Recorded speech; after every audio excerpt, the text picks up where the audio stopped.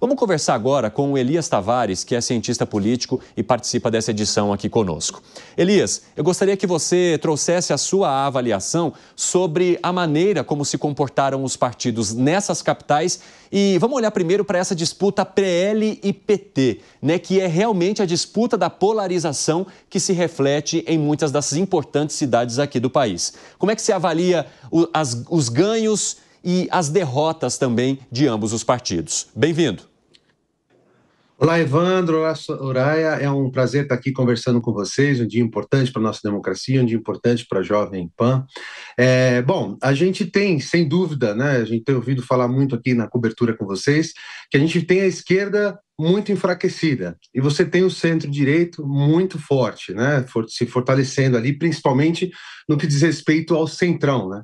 Então esse movimento que a gente percebe é um movimento onde a gente já pode até pensar em 2026, já que agora, né, o nosso olhar acaba voltado para 2026, onde a gente vai ter aí, sem dúvida, muitos nomes do centro-direita, né? A gente tem aí vitórias importantes do centro, sem ser aquela coisa do dono, né? A gente percebe que a polarização ela deu uma diferenciada agora nessa eleição, onde a gente não tem aquele dono de voto, né? O Bolsonaro não pode dizer que ele é o grande vencedor da direita, assim como o Lula também, né? Agora fica muito para ele essa questão da esquerda, mas que tem essa derrota muito mais forte para o lado da esquerda, né?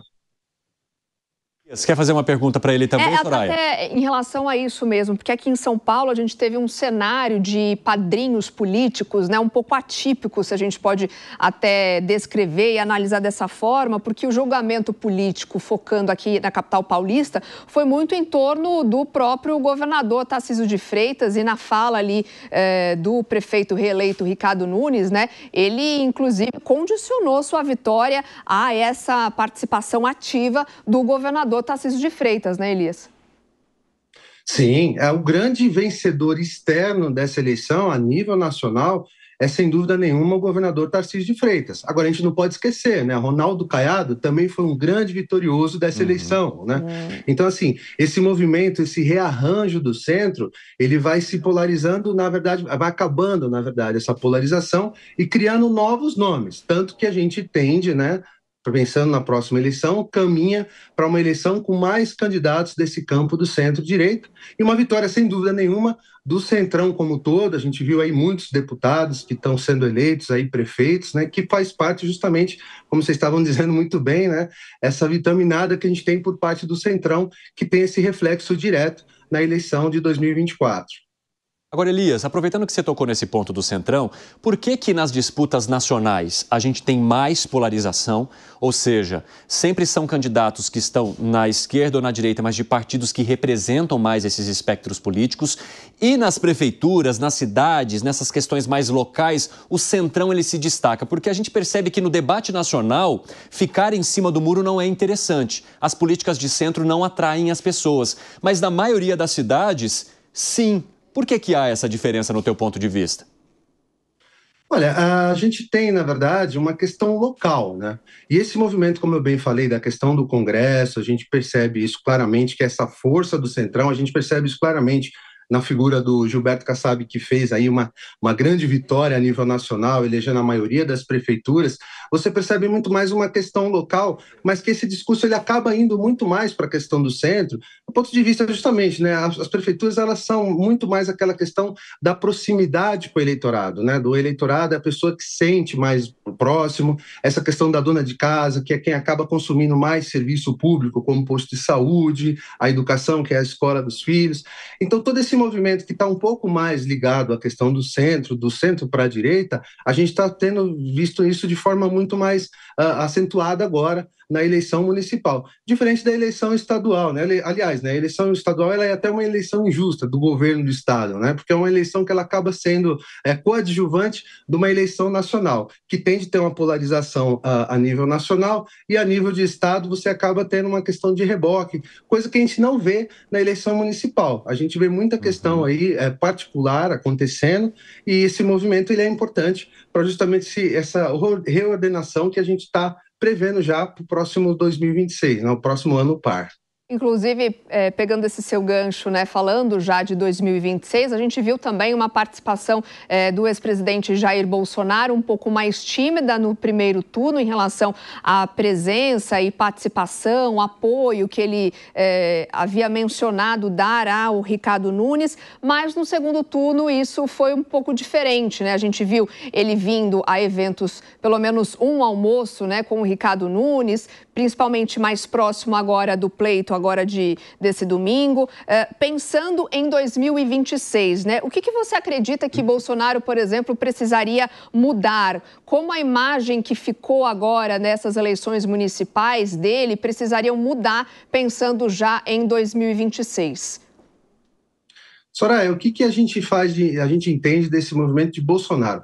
O Bolsonaro, a gente tem que lembrar que ele é ainda, acho que a grande liderança da direita, isso é inegável, só que, assim, um ponto importante é que existe, né, a questão da direção partidária. O Bolsonaro, ele não manda no partido dele, e justamente por isso, a contragosto, ele deu esse apoio tímido ao Ricardo Nunes, né, diferente do Tarcísio, que bancou, teve lá, participou da campanha ativamente. O Bolsonaro, então, ele teve que engolir, né? A política é a arte de engolir sapo, às vezes a gente fala isso, e que isso se refletiu nisso, né? O acordo que o Valdemar Costa Neto costurou na cidade de São Paulo para apoiar o Ricardo Nunes teve que ir goela abaixo do Bolsonaro, cabendo a ele ali como prêmio de consolação indicar o vice, né? Então ele demorou muito para embarcar, porque ele de fato não acreditava, não era o candidato, ele falou isso algumas vezes, não era o candidato dos sonhos do bolsonarismo, né? Então essa readequação que o Bolsonaro vai precisar fazer é justamente nesse sentido. Primeiro, entender qual o caminho que ele vai ter. Ele vai continuar tendo esse apoio do PL, até em peças publicitárias, o presidente Valdemar Costa Neto, que é de fato quem manda no PL, diz que ele será o nome, se caso for possível ele ser candidato. Então, assim, ele sai numa situação muito dividida, porque você também não pode esquecer que a gente tem um capital político de Pablo Marçal nessa eleição, que é muito grande. Com certeza ele utilizará isso em 2026, principalmente que Pablo Marçal, que faz um caminho até parecido com o que o Dória fez, só que Pablo Marçal, por não ter sido eleito, agora ele tem um caminho pela frente muito grande, sem precisar correr algum tipo de risco, como o Dória correu, tendo um mandato também para cumprir. Então a gente tem agora vários players aí, o próprio Ronaldo Caiado, que também é um grande vitorioso desse campo, que vai dar uma grande mexida nesse campo da direita. A gente tende a ver muitos pré-candidatos, logo menos, ouso dizer que em alguns meses aí, talvez até depois do carnaval, a gente comece a ver alguns nomes se colocando para ocupar esse espaço do centro-direita. Caiado, inclusive, que teve um certo embate com o ex-presidente Jair Bolsonaro e também marcou essa eleição, né? Só para a gente fechar esse assunto de 2026, pensando a longo prazo, né, Evandro? O que Bolsonaro e Caiado ganharam com esse embate? Olha, o governador Caiado ganhou bastante. O Bolsonaro não ganhou nada, ele perdeu, né? A gente pode ver que até viralizou, né? A sua esposa, a ex-primeira-dama, fazendo ali discurso e até tirando sarro ali do nome do Mabel e etc., como uma bolacha ruim e etc. Então, essa forma dele, né? Como ele garantiu muito, quando você aposta muita ficha numa candidatura e essa candidatura ela acaba não dando certo, né? Justamente como um jogo de truco, né?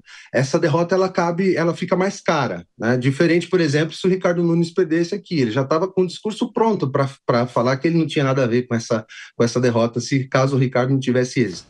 Mesmo movimento acontece na questão do Ronaldo, né? O Caiado, ele consegue, contra gosto, contra todo esse aparato do Bolsonaro, contra o bolsonarismo raiz, ele consegue enfrentar isso e ter o seu sucesso eleitoral. Então, o governador Caiado sai mais fortalecido e o Bolsonaro, sem dúvida, ele perde um pouco nesse campo aí dessa organização que ele vai ter que fazer, primeiro de tudo, né? Ele vai precisar estar apto a ser candidato em 2026. Mas, uma vez isso acontecendo, ele tem um pouco mais de dificuldade de construir o seu campo para disputar a eleição. Sim, agora, Elias, trazendo o nosso debate aqui para a capital de São Paulo, agora há pouco no discurso, né, o Tarcísio de Freitas disse que a vitória do Nunes sobre o Boulos foi com V maiúsculo, diante de quase 20% de diferença.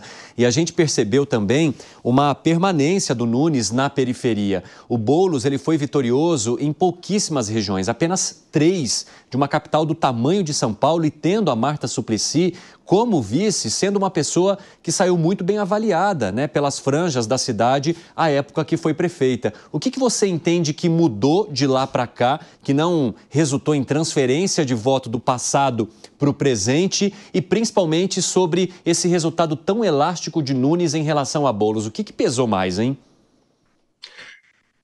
Olha, a gente tem uma questão que a gente está falando de 24 anos aí, né? De 24 anos depois. Então, nesse universo, tem muito eleitor que não viu a gestão da própria Marta Suplicy, né? Então, a gente tem aí uma mudança de eleitorado, sem sombra de dúvida, nesse período.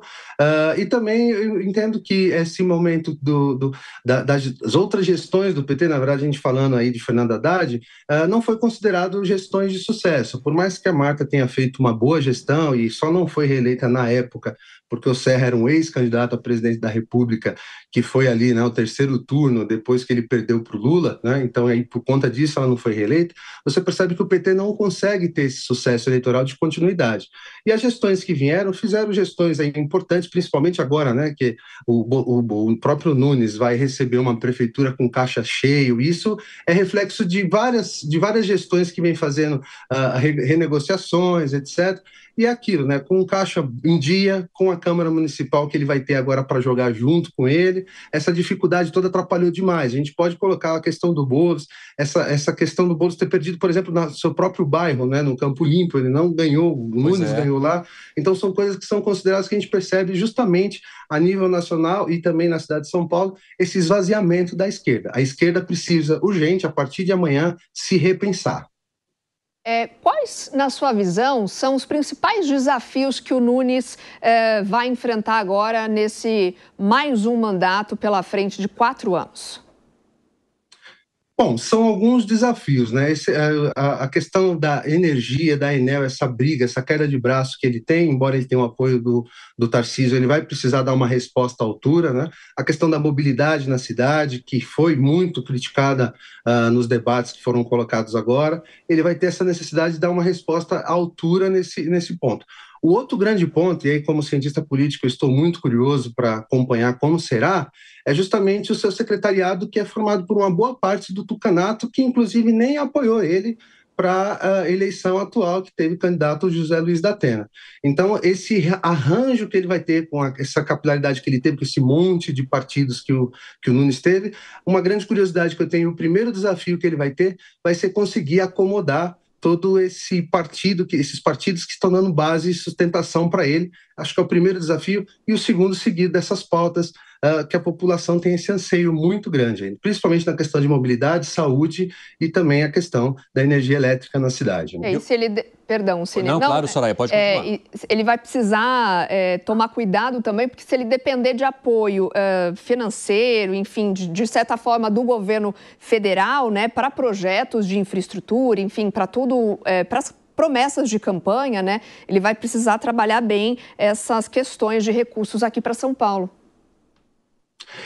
A gente tem que lembrar que o partido do Ricardo Nunes é o MDB, que é um partido alinhado nacionalmente com o PT, né, com o do presidente Luiz Inácio Lula da Silva.